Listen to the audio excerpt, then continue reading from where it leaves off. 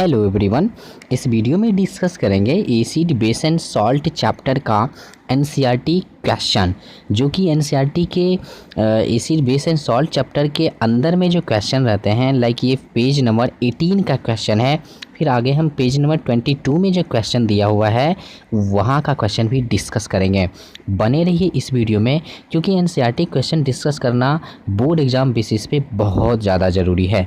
तो चलिए डिस्कस करते हैं।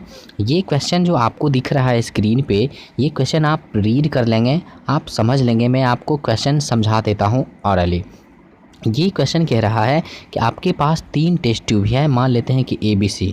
इस तीनों टेस्ट ट्यूब में रखा हुआ है, एक में डिस्टिल वाटर रखा हुआ है, एक में एसिडिक सॉल्यूशन रखा हुआ है, एक में बेसिक सॉल्यूशन रखा हुआ है। और आपको क्या करना है, फाइंड करना है कि किस टेस्ट ट्यूब में एसिडिक सॉल्यूशन है और किस में बेसिक सॉल्यूशन रखा हुआ है और किस में डिस्टिल्ड वाटर रखा हुआ है। तो इसको कैसे फाइंड करना है, तो इसने बोल दिया कि आपको ओनली सिर्फ रेड लिटमस के हेल्प से फाइंड करना है। तो चलिए कैसे फाइंड करना है मैं आपको बताता हूँ। यहाँ पे क्या करना है, फर्स्ट ऑफ ऑल कि अगर मान लेते हैं हम कि एक टेस्ट ट्यूब में मैंने कोई सॉल्यूशन रखा है, मान लेते हैं कि कौन सा सॉल्यूशन है, किस नेचर का भी नहीं पता, कोई सॉल्यूशन पहले से रखा हुआ है। इसमें मैं क्या किया हूँ कि ये टेस्ट में जो आपने सॉल्यूशन रखा, इस ए टेस्ट ट्यूब वाले के सॉल्यूशन को आपने रेड लिटमस पे ले गया, है ना, रेड लिटमस पे आपने ले गया। इस क्या हुआ कि रेड लिटमस का कलर ब्लू में चेंज हो गया। तब आप ये कह सकते हैं कि ए टेस्ट ट्यूब में रखे सॉल्यूशन का जो नेचर है वो बेसिक सॉल्यूशन के जैसा नेचर है ना, क्योंकि बेसिक सॉल्यूशन रेड लिटमस को ब्लू में चेंज कर देता है। इसलिए ए में तो पता चल गया कि ए में रखा हुआ सॉल्यूशन बेसिक है। अब अगर हम 3 में से एक ने आपने फाइंड कर लिया कि ए टेस्ट ट्यूब में बेसिक सॉल्यूशन रखा हुआ था, अब आपको फाइंड करना है कौन सा, तो एसिडिक सॉल्यूशन और neutral solution means distilled water को पता करना है। तो अब अगर मान लेते हैं कि बी और सी में पहले से मान लेते हैं इन दोनों में कोई कौन किस में क्या है नहीं पता अभी, तो इसमें भी मान लेते हैं कि बी में कोई सॉल्यूशन रखा हुआ है और सी में भी आपने सॉल्यूशन रखा है, ठीक है।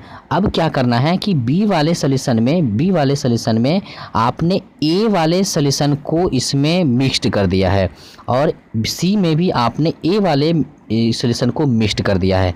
ध्यान रहे कि ए का सॉल्यूशन का नेचर बेसिक था, है ना, ए सॉल्यूशन का नेचर क्या था, बेसिक था। तो आपने एक एक करके अलग अलग बी वाले सॉल्यूशन में भी आपने ए को मिक्स्ड कर दिया और सी वाले सॉल्यूशन में भी आपने ए को मिक्स्ड कर दिया। अब क्या हुआ, बी वाले सॉल्यूशन में जो अब जो सॉल्यूशन बना है ये, अब इस सॉल्यूशन को आपने फिर अगेन रेड लिटमस पे ले गया, आपने रेड लिटमस पे ले गया। तो क्या हुआ कि बी वाले का ये जो मिक्सअप सॉल्यूशन है, इस बी वाले का मिक्सअप सॉल्यूशन रेड लिटमस को ब्लू में चेंज कर दिया। अब बताइए कि ये जो बी वाले सॉल्यूशन में जो अब नया सॉल्यूशन बना हुआ था, इसने क्या किया, रेड को ब्लू में चेंज कर दिया। तो जाहिर सी बात है कि ये जो अब नया सॉल्यूशन बना था बी में, वो भी तो एक्चुअली में बेसिक नेचर का था, इसीलिए तो इसने रेड को ब्लू में चेंज कर दिया। इसका मतलब ये हुआ कि नया वाले बी में जो नया सॉल्यूशन बना था वो बेसिक हो गया होगा, तभी तो वो रेड लिटमस को ब्लू लिटमस में चेंज किया। लेकिन सोचने वाली बात है कि ये बेसिक बना किसके कारण, ए के कारण, है ना, ए आपने मिक्स किया था, इसके लिए ये बेसिक हो गया। इसका मतलब पहले से जो सॉल्यूशन इसमें रखा हुआ था वो न्यूट्रल था, तभी तो ए मिल गया, तो ये न्यूट्रल अब बेसिक में चेंज हो गया। क्यों, क्योंकि ए बेसिक नेचर का था। तो इसीलिए यहाँ पे बी जो टेस्ट ट्यूब था, बी टेस्ट ट्यूब में आपका न्यूट्रल सॉल्यूशन था। लेकिन सी वाले सॉल्यूशन में जब आपने ए को मिक्स्ड किया था, अब जो सॉल्यूशन बना था उस पर रेड लिटमस पे आप जब ले गए तो उस पर कोई अफेक्ट नहीं डाला। इसका मतलब ये हुआ कि ये जो सी में जो पहले से सॉल्यूशन रखा हुआ था वो एक्चुअली में क्या था, वो एक्चुअली में एसिडिक था। क्यों, क्योंकि ये जो सॉल्यूशन है रेड लिटमस पे कोई ही अफेक्ट नहीं डाला। तो इस तरह से आप फाइंड कर सकते हैं कि किस में कौन सा सॉल्यूशन, किस टेस्ट ट्यूब में कौन सा सॉल्यूशन रखा हुआ था। अब आगे हम क्वेश्चन डिस्कस करेंगे क्वेश्चन नंबर 1 पे। क्वेश्चन नंबर ये भी आपका 1 क्वेश्चन नंबर है, ये पेज नंबर 22 का है। ये क्वेश्चन नंबर 1 था जो कि पेज नंबर 18 का क्वेश्चन था। तो चलिए अब यहाँ पे पेज नंबर हम कहाँ डिस्कस करेंगे, 22 का 1 नंबर क्वेश्चन। ये क्वेश्चन कह रहा है why should curd and sour substances not be kept in brass and copper vessels. Actually मैं समझा देता हूँ क्वेश्चन क्या कह रहा है। मान लेते हैं कि कर्ड या फिर सॉर सब्सटेंसेज को आप ब्रास और कॉपर वेसल यानी कॉपर और ब्रास के बर्तन में आप नहीं रखते हैं, क्यों? तो इसका रीज़न आपको मैं बता रहा हूँ। सबसे पहले आपको ये पता है कि कर्ड या अदर सब्सटेंसेज जो सॉर सब्सटेंस है कंटेन क्या करता है, एसिड्स कंटेन करता है। ये आपको पता है क्योंकि वो कर्ड जो है सॉर सब्सटेंसेज में एसिड प्रेजेंट रहते हैं। इसीलिए क्या होता है कि when they are kept in brass and copper vessels, जब आप इस कर्ड या सॉर सब्सटेंसेज को जब आप रखते हो किसमें, ब्रास या कॉपर वेसल्स में, तो क्या होता है कि इसमें प्रेजेंट मेटल जो है, इस बर्तन में प्रेजेंट मेटल जो है इस कर्ड में सब प्रेजेंट एसिड के साथ रिएक्ट करके salt and hydrogen gas release करता है, जो कि ये आपको अच्छे से पता है। यहाँ से आप देख सकते हैं मेटल और एसिड के साथ रिएक्ट करने के बाद salt and hydrogen gas release हो रहा है, तो ये आपको पता है पहले से। तो क्या होता है कि एक्चुअली में ये जो आप रिएक्ट किया तो ये लिबरेट करता है हाइड्रोजन गैस और ये हार्मफुल प्रोडक्ट्स बनाता है। एक्चुअली में ये जो सॉल्ट होता है ये एक्चुअली में स्पॉइलिंग नेचर का होता है, जो कि इसमें अगर आप जो फूड को भी स्पॉइल कर देता है। तो ये ध्यान रखने वाली बात है कि यहाँ जो हाइड्रोजन गैस और सॉल्ट बनता है ये हार्मफुल होता है। इसीलिए इस बर्तन में हम सॉर सब्सटेंसेज को या कोई भी कर्ड दही को आप इस बर्तन में नहीं रखना चाहेंगे, क्योंकि वो जो सॉल्ट बनेगा, हाइड्रोजन गैस निकलता है, वो हम लोगों के लिए हार्मफुल होता है। चलिए क्वेश्चन नंबर 2 देखते हैं। क्वेश्चन नंबर 2 बोल रहा है कि which gas is usually liberated when acid reacts with a metal, और बोल रहा है कि illustrate with an example how will you test for presence of this gas. ये बोल रहा है कि एक्चुअली में आपको एक्चुअली में कौन सा गैस लिबरेट होगा जब एसिड से मेटल रिएक्ट करेगा, मतलब जब मेटल एसिड के साथ रिएक्ट करेगा तो कौन सा गैस रिलीज करेगा, और इसको आपको इलस्ट्रेट करना है, किसी भी आपको इसमें टेस्ट करके बताना है कि ये गैस जो है वो कंफर्म आपको बताना ही है, प्रूफ करके कि ये गैस जो निकला है वो एक्टिविटी से प्रूफ करना है। तो चलिए कैसे करना है देखते हैं। यहाँ पे देखिए सबसे पहले यहाँ पे कह रहा है कि मान लेते हैं कि आपको पता करना है कि कैसे, देख लेते हैं। तो ये ध्यान दीजिए, मान लेते हैं कि एक कोई एग्जांपल लेते हैं, जिंक मेटल है, एसिड मान लेते हैं HCl से मैंने रिएक्ट करवाया। ये आपको अच्छे से पता है ZnCl कंपाउंड बनेगा, सॉल्ट बनेगा और उसमें हाइड्रोजन जो है हाइड्रोजन गैस रिलीज कर देगा, ये आपको पता है। तो ये टेस्ट ट्यूब में क्या करते हैं हम लोग कि यहाँ पे मान लेते हैं कि यहाँ पे एक जो है क्या ले लिए, एक टेस्ट ट्यूब ले लिए।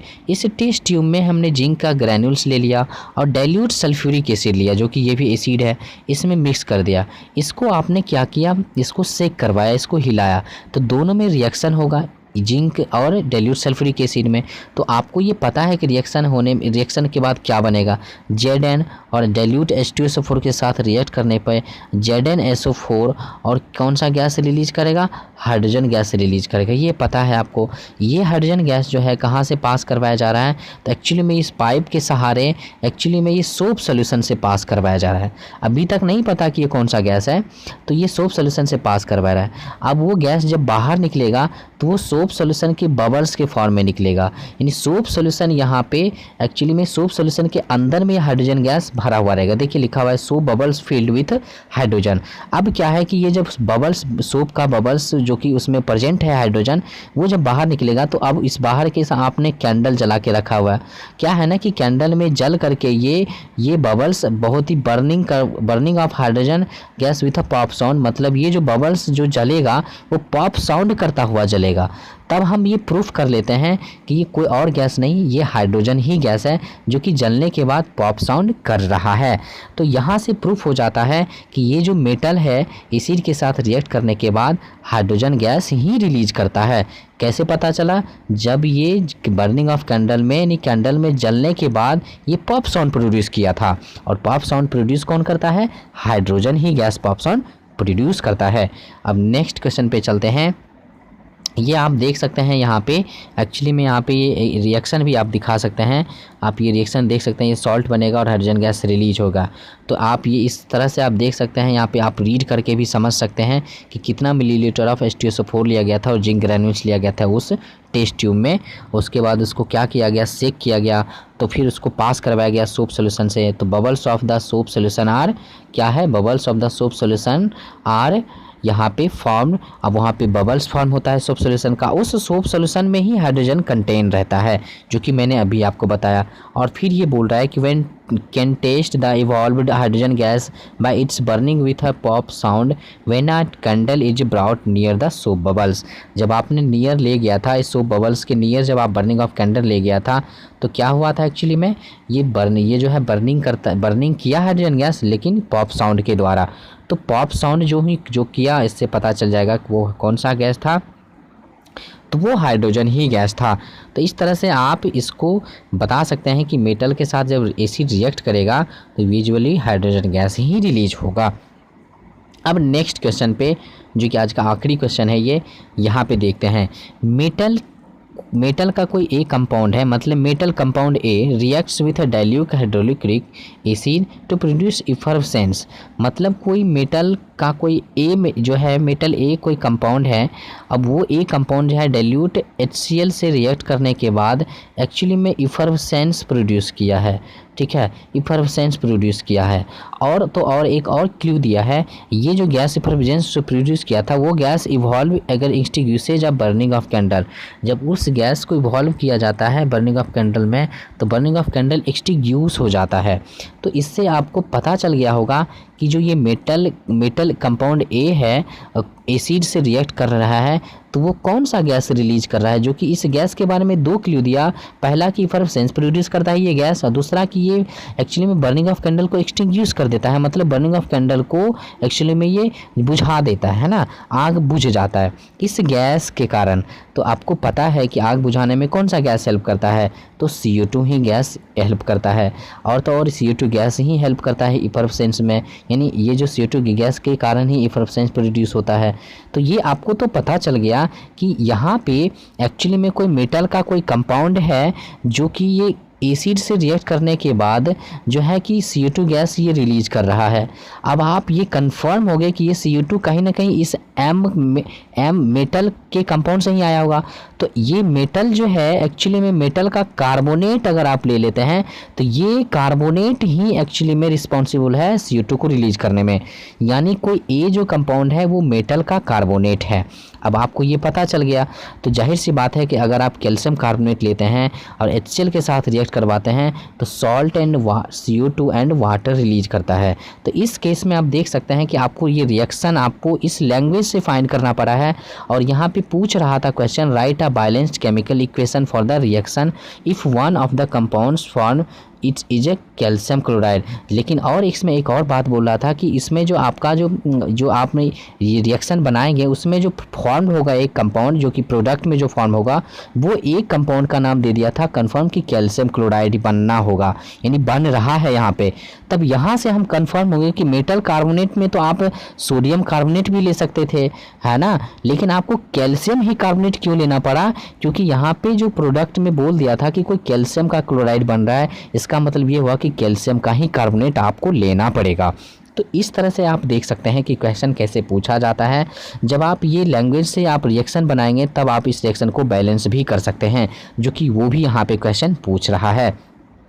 तो आपने देखा कि NCERT में क्वेश्चन कैसे आते हैं, NCERT का क्वेश्चन कितना ज़्यादा इम्पॉर्टेंट होता है। तो मैं उम्मीद करता हूँ कि आपको ये बेहतर रियलाइज हुआ होगा कि आपको किस तरह से बोर्ड एग्ज़ाम की प्रिपरेशन करने हैं। अगर रियली में आपको समझ में आ रहा है तो प्लीज़ मेरा सपोर्ट करें। अगर अभी तक आपने सब्सक्राइब नहीं किया है तो प्लीज़ आप सब्सक्राइब भी कर लें। वीडियो देखने के लिए बहुत बहुत धन्यवाद।